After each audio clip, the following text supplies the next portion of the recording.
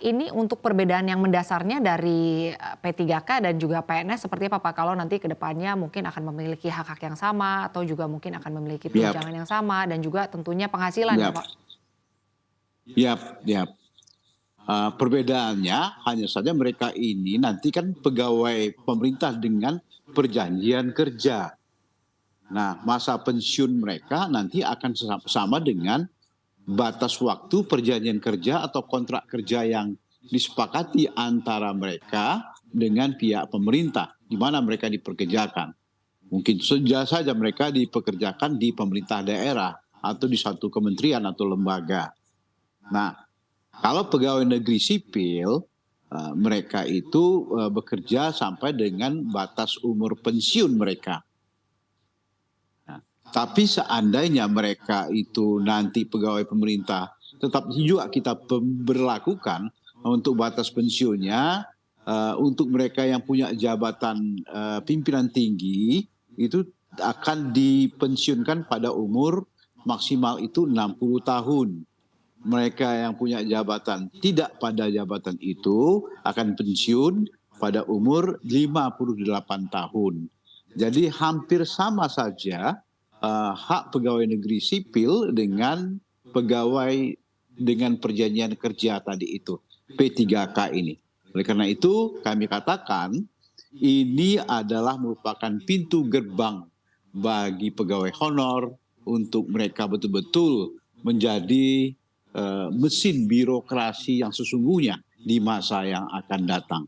Karena jumlah pegawai honor yang tadinya mereka yang hampir putus asa dengan masa depan kepegawaian mereka, nah dengan keberadaan undang-undang ini kita berikan semacam lampu hijau untuk mereka betul-betul bisa mengabdikan untuk bangsa yang mereka cintai, Indonesia ini.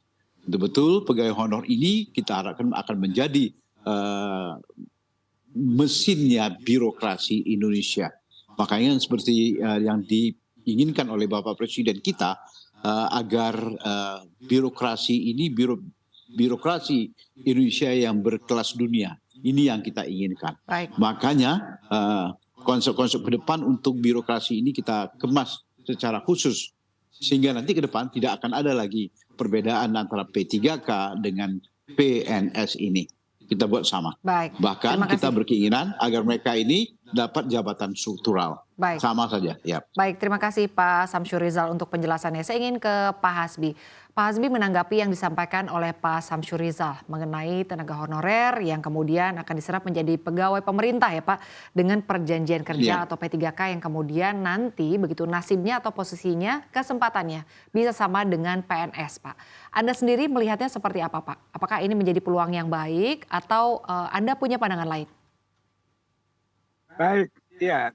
Tadi kan di awal saya berkomentar, saya mengapresiasi dan mengucapkan terima kasih kepada teman-teman di DPR RI, ya, baik seluruh fraksi partai politik, karena ini bukan waktu yang singkat ya di dalam memperjuangkan. Saya tahu persis, saya termasuk pendiri Forum Honorer Indonesia dan hampir 25 tahun mengadvokasi.